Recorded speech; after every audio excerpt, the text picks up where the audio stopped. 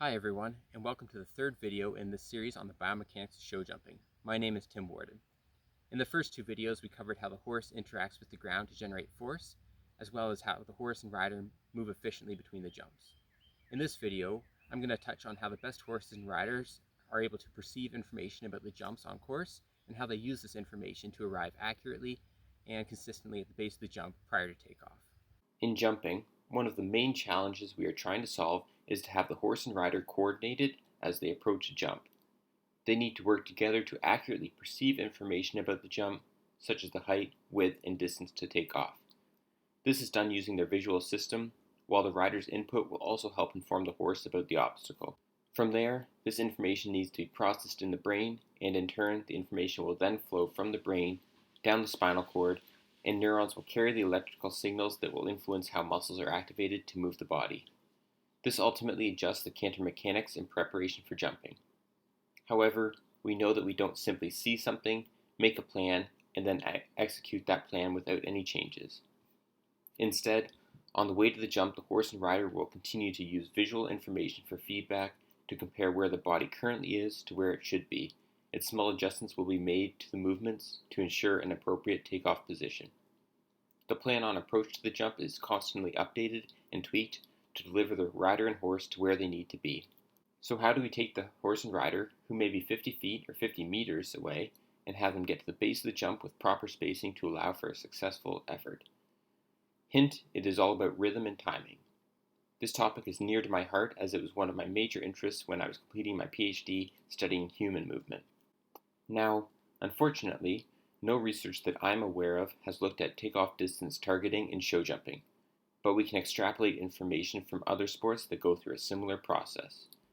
In long jump, the athlete is moving down the runway at a high rate of speed and needs to adapt the last few strides to get in a position to jump while simultaneously trying to place the takeoff foot precisely on the whiteboard, which is just 20 centimeters wide. If long jumpers fail to place the foot properly on the board, they either won't maximize the length of their jump, or they will cross the edge of the takeoff board, resulting in a foul. Almost 40 years ago, a classic study was done by a group of researchers looking at how long jumpers steer to the takeoff board and target the correct location to place their foot. The results have since been extrapolated to apply to many different sports and tasks. And in show jumping, we can learn a lot from this study. What researchers found by studying long jumpers is that as they start sprinting down the runway, they will always begin using a relatively consistent stride pattern. But, as you can imagine, no two strides will ever be the same, and so as they run down the runway, slight differences in the length of each stride will accumulate. By the end of the runway, these small differences on each stride can add up to being over 30 centimeters long. And when they are trying to place the foot precisely on the white takeoff board, this variation is unacceptable.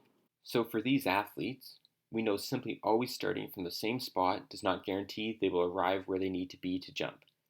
Instead, long jumpers, like show jumpers, need to adapt their strides on approach to get to the correct takeoff location.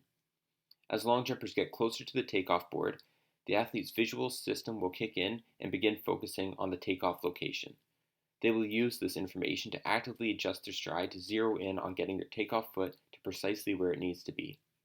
And what is really interesting is that the expert long jumpers, the ones winning Olympic medals, they will begin adjusting their strides further out from takeoff. This allows them to spread out the changes they need to make over a larger distance, meaning changes can be spread out and more subtle. Conversely, less skilled jumpers will make big changes to their stride in the last few steps before takeoff, which results in large adjustments that negatively impact their overall performance. This aligns well with what we see in the jumper ring. The best riders are making subtle adjustments well in front of the jump, while the amateurs will make big changes in the last 2 to 3 strides. So I think that is all relatively intuitive, but the real question is how this is done. How is visual information used to regulate the stride? In order to figure out how much we need to adjust our strides, we need to have an estimate of how long it will take until we reach our destination, i.e. the takeoff spot. Thus, we use a measure called time to contact, which is defined as how long it will take until the body will reach some location or object. One way to calculate time to contact would be for the eyes to precisely determine the distance to the jump, as well as to know the body's approaching velocity. However, this does not accurately represent how our brains, or the brains of our horses, process visual information. Instead, what the eye perceives is coded in the neural networks of the brain by the frequency and populations of neurons that are activated by the incoming visual information. So when we need to get the horse's body to a precise location, there must be some way the electrical information coming into the brain can be used in a meaningful manner. As we approach a jump, it will expand in our visual field, and this information is sensed by the retina, relayed by the optic nerves, and processed in the brain. In the optic flow field of the horse or rider's eye, time to contact is specified directly by a single optical parameter, the inverse of the rate of dilation of the jump. Importantly, this parameter is essentially unaffected by the up and down or the lateral movements of the head when cantering. Therefore, the visual system of the horse and rider can use this single piece of electrical information to precisely determine time to contact for the jump. On approach, the stronger the stimulus at the retina, the quicker the jump will be approaching, and the faster an action needs to be implemented by the horse and rider to execute a successful jump. One thing that is important to remember is that we can think of the canter, or the gallop, as movement around the course by a series of leaps. Thus, the horse's body moves up and down with each stride. This leads us to two key points. First, the horse and rider can adjust their stride length and positioning by adjusting the vertical impulse of each stride. The more impulse that is generated by the hooves at the start of a stride, the more flight time that stride will have, and thus the longer the resulting stride will be. Conversely, reducing vertical impulse will decrease stride length. The amount of upward movement will also affect how much the head, and in turn the eyes, move up and down during the stride. Therefore, the horse and rider can use information collected from how much their eyes move during a stride to determine how much time that stride took to complete. So as I have shown, the horse and rider have a method to determine time to the jump and a method to determine how much time each current stride is taking. Knowing time to get to the jump, the horse and rider simply need to adjust their strides to fill that remaining time. Therefore, the adjustments the horse and rider need to make to the impulse of their remaining strides is simply equal to the ratio of the required average flight time of the remaining strides, which is specified by time to contact, and the current flight time, which is known from how much the eyes move up and down on each stride. So that is how horses and riders adjust their stride. The time to the jump is perceived and then compared to how much time each stride is taking, and we look to have our strides fill that remaining time to the jump as efficiently as possible. Jump color also has a major influence on how well horses and riders can perceive obstacles and adjust their stride on approach. Unlike humans, the horse's visual system only has two cones, and they see wavelengths from blue to yellow, but struggle to differentiate between what humans would see as orange, red, and green, unless they are different brightnesses. Thus, a jump with white and yellow rails will be perceived relatively similarly by both rider, top image, and horse, bottom image, since both have visual systems equipped to differentiate the color yellow and shade white. However, red rails, which humans are equipped to differentiate, will appear as a muted gray color for horses, as seen below. So when you factor in a grass ring, which humans see as green, it will appear as a somewhat muted background to horses, such that red rails against this grass background would be much harder for them to perceive than a yellow rail against grass would be. Add a white rail or plank at the bottom of the fence, and you can see how a course designer would be able to draw the horse's eye down. Of course, construction also plays a role in how the horse and rider judge a jump on course.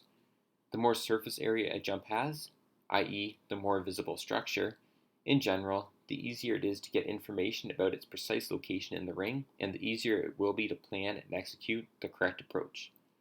Thus, the wall on the right will be easier to gauge and position than the middle jump, which is easier to gauge than the airy vertical with just 3 rails on the left. Then, of course, liver pools and how they are set under the jump, spread jumps like oxers and triple bars, whether jumps are part of a combination, the open water, and so on will all be perceived differently.